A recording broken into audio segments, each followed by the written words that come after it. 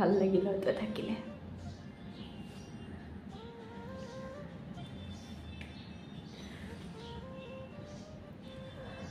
আজি মই আপোনালোকক এটা মোৰ জীৱনৰ সঁচা কাহিনী ক'বলৈ ওলাইছো সঁচা কাহিনী একেবাৰে সঁচা মই আজি আপোনালোকক কম মোৰ দাদা কেনেকৈ ঢুকাইছিল কাহিনীটো আৰম্ভ কৰিব গ'লে একেবাৰে গুচি যাব লাগিব আজিৰ পৰা 25 বছৰ পিছলৈকে মানে হি ঢুকাব আজি সম্পূৰ্ণ 25 বছৰ হৈ গ'ল 25 বছৰো পাৰ হৈ গ'ল 26 বছৰে হ'ল হি ঢুকাব কাৰণে মোৰ দাদাৰ নাম আছিল নিখিল কে আৰম্ভ কৰিম কি কৰিম মই একো ভাবিয়ে পোৱা নাই কিন্তু কম বুলি আহিছো যেতিয়া কমে আসলতে কিছুমান কথা ক'ব লাগে মনটো পাতল লাগে কেতিয়াবা মোৰ বৰ বেছি বেয়া লাগে যেতিয়া কি হয় জানে মানুহে নোপোৱাৰ বেদনাতকৈ যেটো পায় হেৰুৱাৰ বেদনা হে বেদনাটো বহুত বেছি যদি নাথাকিলে হয় ভগৱানে আগতে নিদিলে হয় তেতিয়া হয়তো হিমানখিনি বেয়া নালাগিল হয় যিমানখিনি এতিয়া বেয়া লাগে মানে যেটো দি লৈ গ'ল হেতু কাৰণে বহুত বেছি বেয়া লাগে পালো পাই উঠি হেৰুৱাই পেলালো হেতু কাৰণে বেয়া লাগে বাকি বেলেগ একো কথা নাই এই চেনেলটোত এটো মোৰ প্ৰথম ভিডিও আৰু প্ৰথম ভিডিওটোৱে মই মোৰ দাদাৰ কথাৰে আৰম্ভ কৰিছো হি য'ত আছে তাৰ পৰা মোক যাতে আশীৰ্বাদ দিয়ে মোৰ দাদা মুতকৈ 2 বছৰ ডাঙৰ আছিল মোৰ এতিয়া 26 বছৰ বয়স মানে 18 তাৰিখে 26 বছৰ হ'ব আৰু এপ্ৰিল 18 তাৰিখ বাৰ্থডে মোৰ আহি আছে গতিকে হি মুতকে 2 বছৰ ডাঙৰ আছিল তাৰ নাম আছিল নিখিল বৰা কৈছুই আমাৰ উপাধি বৰা যিহেতু হি ঢুকাব 25 বছৰ হ'ল এতিয়া কি হৈ ঢুকাল কেনেকৈ ঢুকাল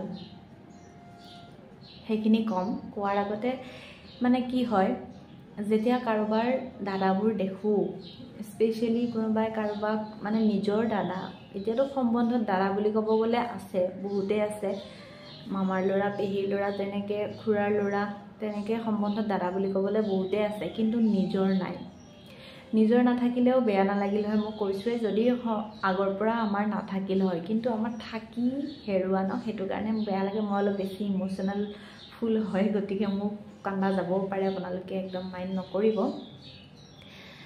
ভিডিওটো বহুত দিনৰ পৰা বনাম বুলি ভাবি আছিলো কেতিয়াবা মন যায় হি যেটো পৃথিৱীত জন্ম লৈছিল তাৰ কথাও মানুহে জানক বুলি কিন্তু এনেকুৱা দুৰ্ভাগ্য তাৰ ফটো এখন দেখুৱাবলৈ আপোনালোকক দেখুৱাম বুলিও ফটো এখন হাতত নাই আনকি মই নিজেও তাৰ ফটো দেখা নাই কাৰণ সেই সময়ত যেতিয়া হি ঢুকাইছিল বা জন্ম পাইছিল 2000 চনৰ আগৰ কথা সেই সময়ত ইমান মোবাইল উপলব্ধ নাছিল কেমেৰাত ফটো তোলা হৈছিল কিন্তু এখনলৈ ফটো আছিল কেমেৰাত তোলা যিখন আমাৰ ঘৰ শিফটিং কৰোতে হেৰাই থাকিল আমি যেটো আগতে বেলেগ এজাগাত আছিল তাৰ পৰা বেলেগ এজাগালৈ শিফট হলো গতিকে সেই শিফটিংৰ সময়ত ফটোখন হেৰাই থাকিল গতিকে এতিয়া তেনেকুৱা ফটো মোৰ তাত নাই যে মই আপোনালোকক তাক দেখুৱাব পাৰিম কিন্তু এটা কথা হি বহুত বেছি ধুনিয়া আছিল মুতকে মোৰ ভাইটিতকে বহুত বেছি ধুনিয়া আছিল দেউতাই কয় মাই ইমান নকয় বা দেউতাই কয় যে হি বহুত বেছি ধুনিয়া আছিল বুলি কয় বহুত ধুনিয়া আছিল গতিকে হেতু কথা মই গ্যাৰান্টি দি ক'ব পাৰো হি ধুনিয়া আছিল বুলি কিন্তু ফটো নাই দেখুৱাবৰ কাৰণে দুৰ্ভাগ্য সেই কাৰণে দেখুৱাব নোৱাৰিম কিন্তু কৈছোৱে মোৰ মানে বহুত বেছি মনত পৰে মোৰ ভাইটি আছে দাদা কৈছোৱে আছিল ঢুকালি ভাইটি আছে ভাইটিক মই কৈ থাকো যদি দাদা থাকিল হয় নহয় ইমান ভাল লাগিল হয় দাদা থাকিলে এনেকুৱা হ'ল হয় দাদা থাকিলে তেনেকুৱা হ'ল মা দেউতাৰ লগত ইমান বেছি আলোচনা নকৰো কাৰণ মা দেউতাৰো বেয়া লাগে আজি ভিডিওটো বনোৱাৰ অকনমান আগত মাক ফোন কৰি মাক আকৌ কথাখিনি সুধিলো বেয়া লাগিছে সুধিবৰ কাৰণে হলেও সুধিলো ভিডিওটো যেটো মই বনাম বুলি ভাবিছোৱে গতিকে সুধিতে মায়ে ক'লে কথাখিনি কিন্তু হে আৰু মা দেউতাৰ লগত ইমান পতা নহয় কাহিনীখিনি মা দেউতাই কোৱা ওচৰৰ মানুহেও কোৱা কিন্তু ইমান খোদা নহয় কিন্তু ভাইটিয়ে মই খুব আলোচনা কৰো বিশেষকৈ মই তাক বেছিকৈ কওঁ ভাইটি হি ইমান দাদা কৈ নাথাকে ল'ৰা মানুহ যেটো ইমান হেৰি কৰি নাথাকে বাট মোৰ বহুত বেছি মনত পৰে মানে কেতিয়াবা এই যে অভাৱটো কেতিয়াবা অনুভৱ কৰোঁ, নকৰোঁ বুলি মই নকওঁ, মানে অনুভৱ অভাৱটো হয় দাদাৰ। মই যদি আগৰ পৰা নাপালোঁহেঁতেন তেতিয়া মোৰ সেই বস্তুটো ইমান বেছি মেটাৰ নকৰিলে হয়, কিন্তু যিহেতু মই আছিল বুলি গম পাওঁ, সেইকাৰণে মোৰ বেছি বেয়া লাগে। কেতিয়াবা কোনোবা চিটুৱেশ্যনত মই ভাইটিৰ আগত কৈ থাকোঁ, যদি আজি মোৰ দাদা থাকিলে হয় নহয়, এনেকুৱা হ'ল হয়, দাদা থাকিলে তেনেকুৱা হ'ল হয়, মই তাৰ আগত কৈ থাকোঁ। বহুত বেছি মোৰ বেয়াও লাগে, কিন্তু মা দেউতাৰ আগত বাৰু মই নৰ্মেলি নকওঁৱেই। কিছুমান ক্ষেত্ৰত মনত পৰে, যিহেতু ঘৰৰ এতিয়া মই ডাঙৰ, ল'ৰা ছোৱালীৰ ভিতৰত মই ডাঙৰ, মোৰ ভাইটি আছে, মোৰ তাত বহুত বেছি দায়িত্ব আহি পৰে।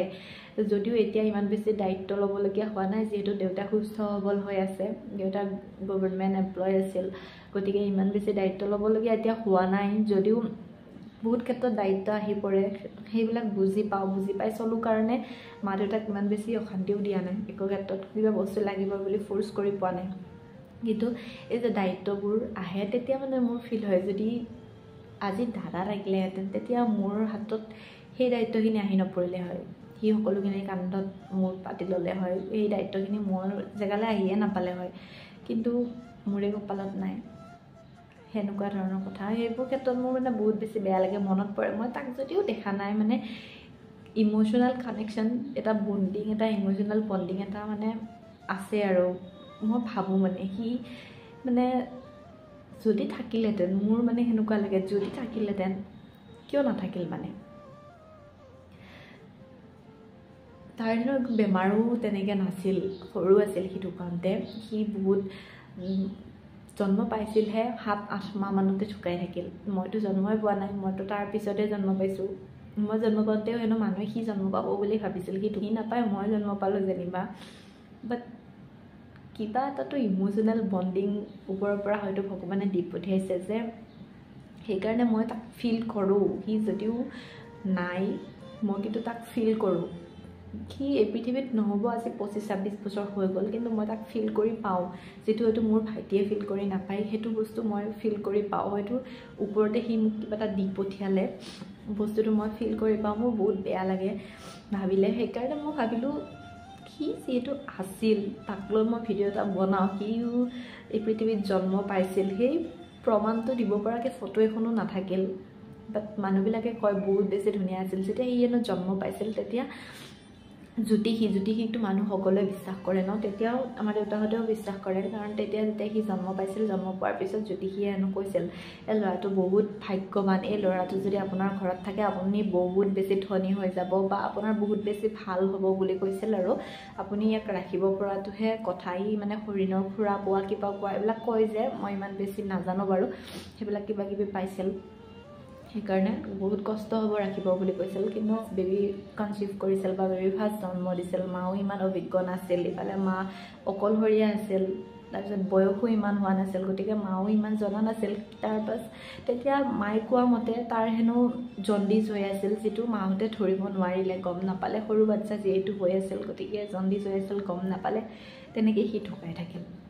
একো বেলেগ বিশেষ ৰিজন নাই, জণ্ডিছ হৈ তেনেকৈ সি ঢুকাই থাকিল। সেয়ে আছিল মোৰ দাদা নিখিল। তাৰ নামটো ভাল লাগে, নামটো পাৰিলে নিখিল আছিল নামটো থাকি গ'ল, বেচেৰাৰ ফটো এখনো নাথাকিল, দুখ লাগে।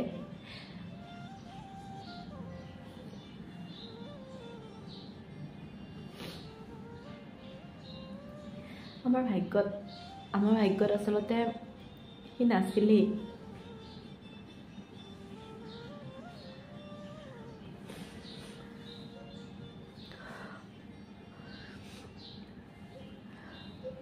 মনত পৰে মোৰ বহুত বেছি। মই যদিও তাক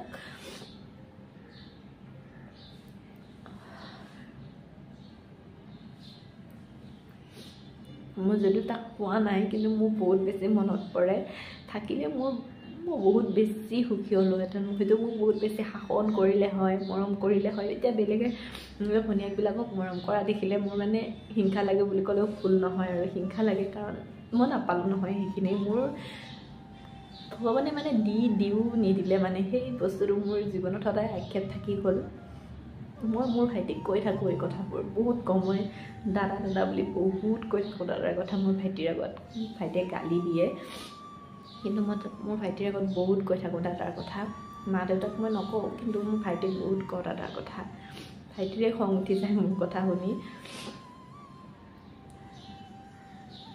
বাকী মই তাক বহুত মিছ কৰোঁ। সি য'তে আছে ভালে থাকক।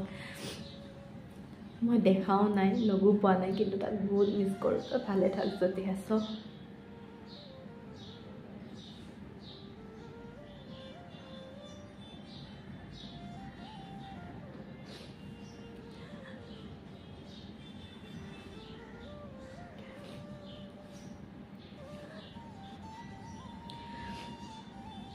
ভাল লাগিল তই থাকিলে।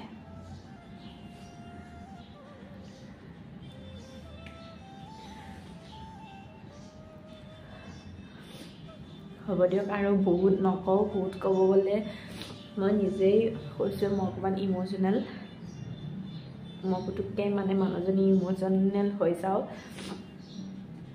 মনত পৰিল তালে বহুত মনত পৰি থাকে, মোৰ মনত পৰি থাকে। মই যদি কৈছোঁ মই দেখা নাই, তেওঁ মোৰ বহুত মনত পৰে তালে। মই ভাইটিৰ আগত কৈয়ে থাকোঁ ভালে থাকক, সি য'তে আছে ত'তে ভালে থাকক।